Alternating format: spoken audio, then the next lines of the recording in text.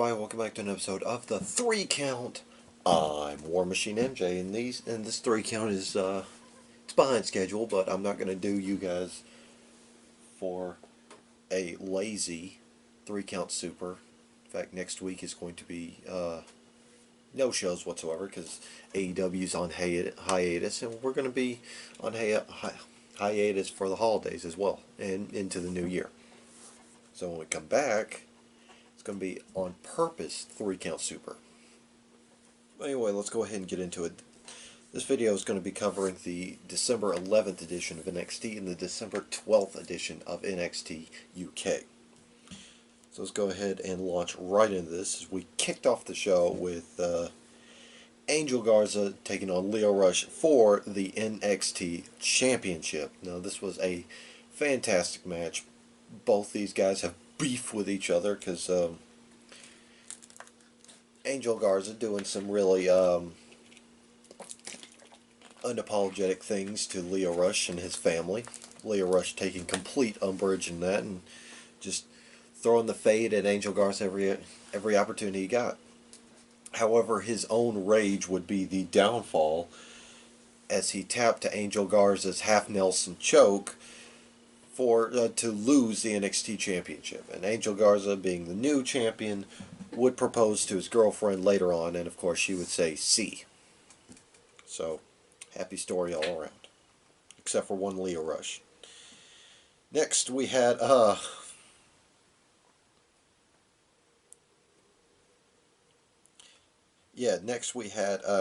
Mendoza taking on Cameron Grimes. Of course, the week prior, Raul Mendoza got taken out by Cameron Grimes before facing the returning Kushida. And this was a fairly competitive match. Raul Mendoza's he's a lot better credit than what they give him. Or he's a lot better talent than they give him credit for.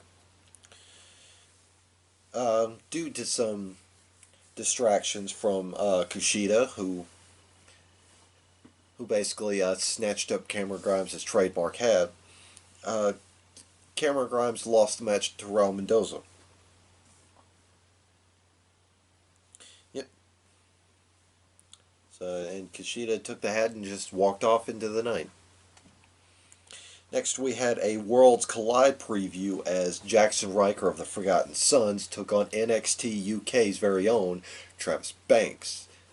This was a fairly hard-hitting match. In fact, Travis Banks got cut right above his eye. It looked very nasty, but the Kiwi Buzzsaw was able to put away the Terminator of the Forgotten Sons with a slice of heaven. And he was out of there. He was out of there like last year. Next, we had a proper one-on-one match between Dakota Kai and Mia Yim, which they proceeded to beat the stuffing out of each other.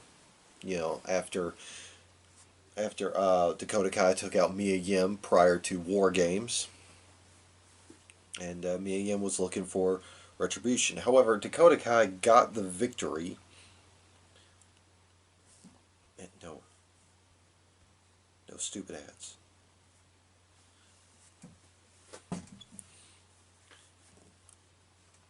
But yeah, Dakota Kai got the victory using the knee brace that she swiped from Tegan Nox as a sort of war trophy. But Mia Yim wasn't done. In fact,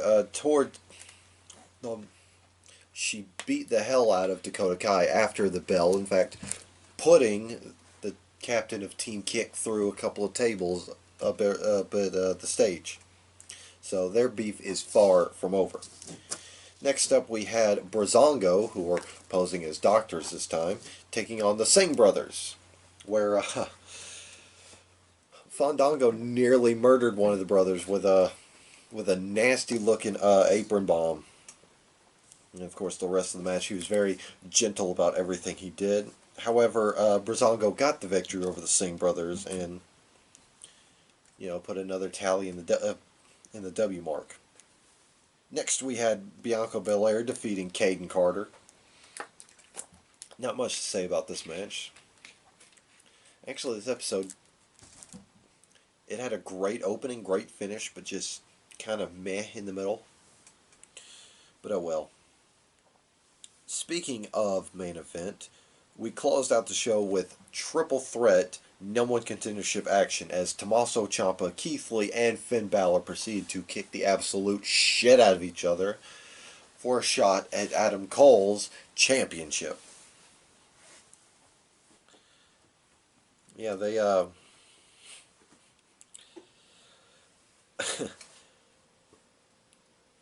yeah, this was a fantastic match. Words cannot describe how great all three of these men are.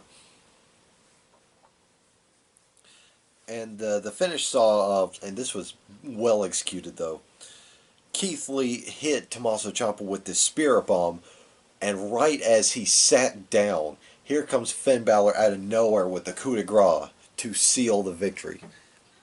I love the camera shot where the person outside the shot just kind of falls in line.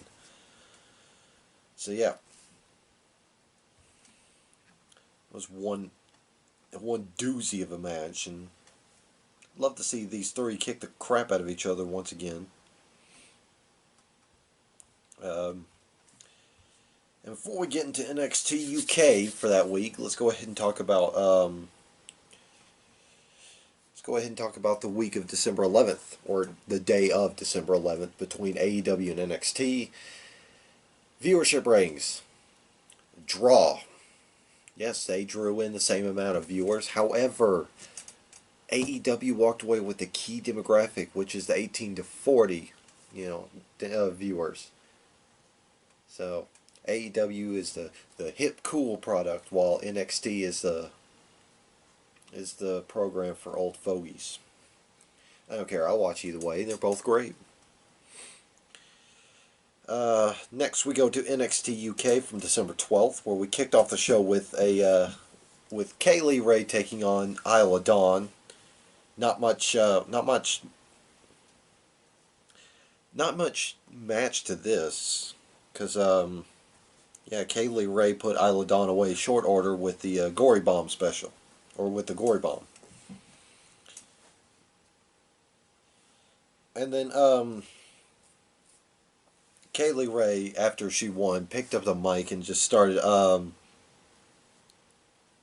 basically talking trash about Piper Niven and Toni Storm, respectively. Piper Niven made her way out and was, doing that slow but steady march to the ring, when Toni Storm just kind of rushed past, blitzed the ring, and beat down Kay Lee Ray. And of course, Kay Lee Ray got the upper hand, started wailing away on Toni Storm when Piper Niven finally got her hands on Kay Lee Ray. Kay Lee Ray evaded, and when Piper Niven tried to extend a hand of friendship to Toni Storm, Toni wasn't having none of it. And then later in a backstage interview, just told Piper Niven to leave her alone.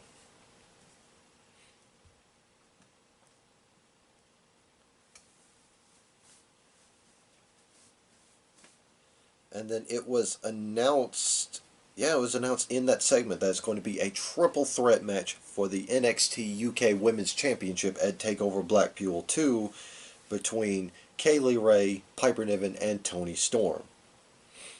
So yeah. Next, we were going to get Trent Seven versus Michael May, some local enhancement.